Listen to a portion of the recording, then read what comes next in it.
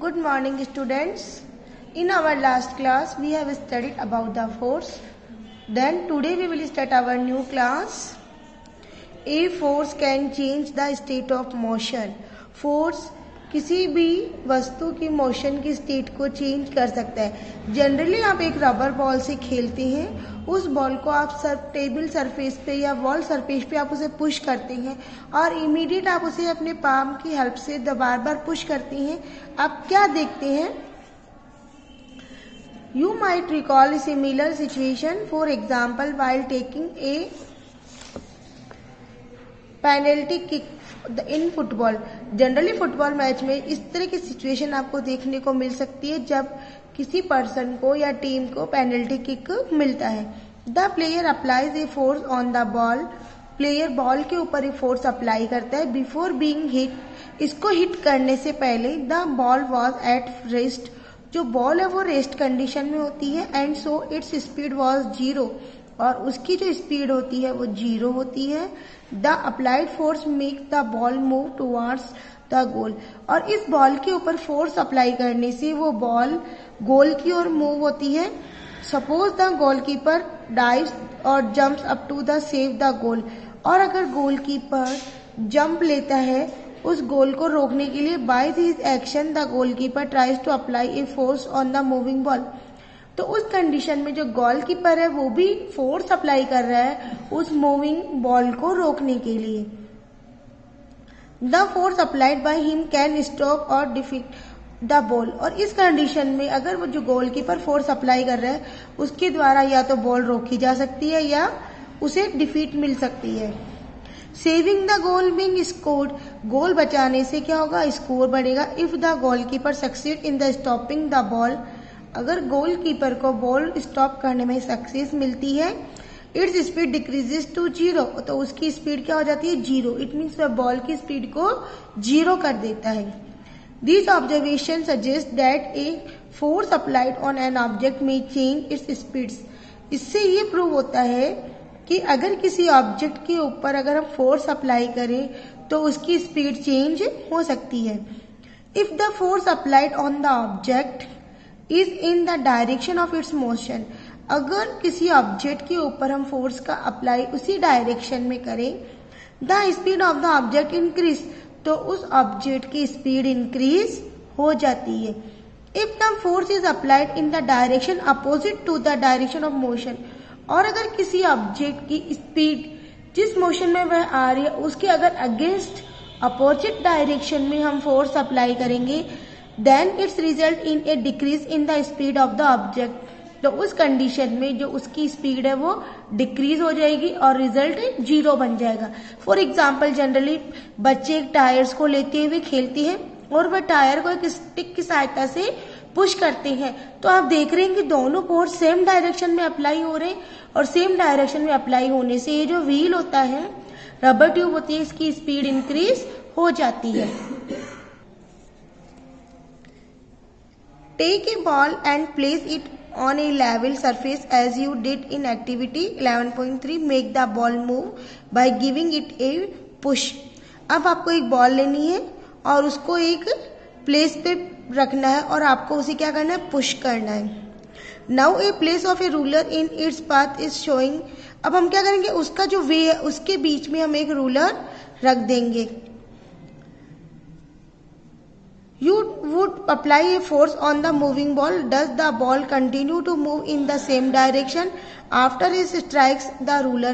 अगर आप इसके ऊपर फोर्स अप्लाई करते हैं तो क्या आप देखेंगे कि वह बॉल सेम डायरेक्शन में मूव करेगी या फिर उस रूलर से टकराने के बाद उसकी स्पीड में और उसकी डायरेक्शन में कोई चेंज आएगा?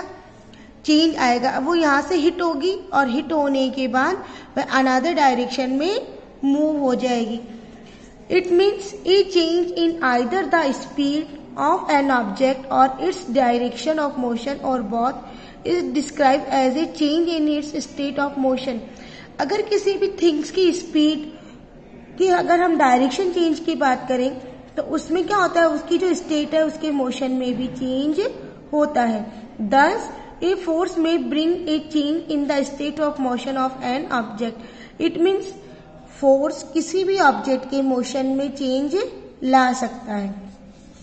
Then force can change the shape of object. Force को अप्लाई करते हुए हम किसी भी ऑब्जेक्ट की शेप को चेंज कर सकते हैं। जनरली कुछ एक्टिविटीज आप डेली लाइफ में देखते हैं, जैसे कि जो डॉ होता है उसे हम प्रेशर करके करने के बाद हम उसकी शेप को चेंज कर सकते हैं। जो साइकिल सीट है उसके ऊपर अगर कोई पर्सन बैठता है तो उसकी जो स्प्रिंग की शेप है उसमें चेंज आता है। रबर बैंड को हम जब पुश और पुल करते हैं इसकी शेप में चेंज आता है। तो इस तरह के एग्जाम्पल्स आप अपनी डेली लाइफ में देखते हैं।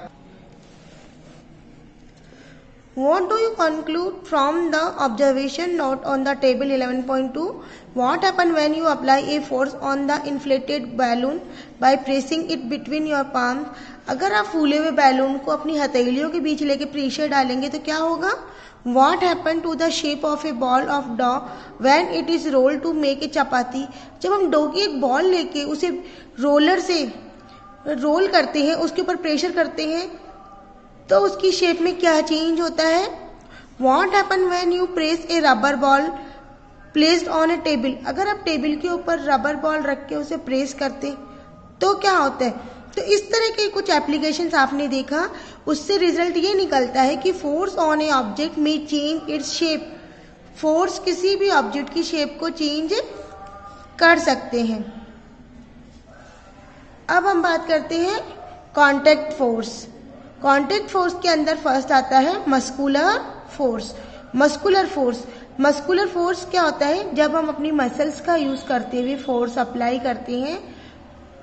कैन यू पुश और lift a book laying on A table without touching it? आप टेबल के ऊपर रखी हुई बुक को पुश कर सकते हैं या उठा सकते हैं विदाउट उसे टच किए।